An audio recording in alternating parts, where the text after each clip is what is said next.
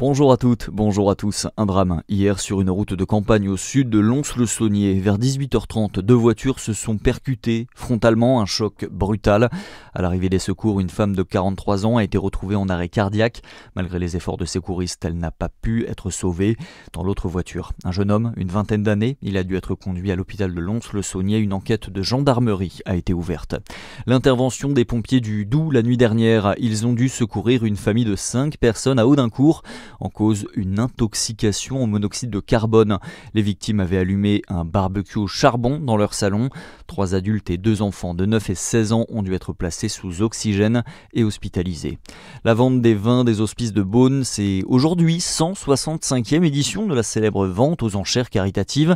428 pièces de vin rouge vont être proposées aux plus offrants. Des enchères qui vont être retransmises en direct sur un écran géant, place de la Halle à partir de 14h30. L'an dernier, 13 millions d'euros avaient pu être récoltés. Dans le reste de l'actualité, trop de dépenses, pas assez d'économies. Le message passé par la ministre des Comptes publics qui alerte sur un déficit aux alentours de 5% en 2026 à ce stade des débats budgétaires. Dans les colonnes du Parisien, Amélie de Montchalin rappelle l'objectif annoncé par le gouvernement, contenir le déficit à 4,7%. Pendant ce temps-là, Manuel Valls attaque Emmanuel Macron. Le deuxième quinquennat du président de la République est un naufrage selon l'ancien Premier ministre de François Hollande qui se dit inquiet d'une crise de régime. Manuel Valls qui a quitté son poste aux Outre-mer lors du dernier remaniement.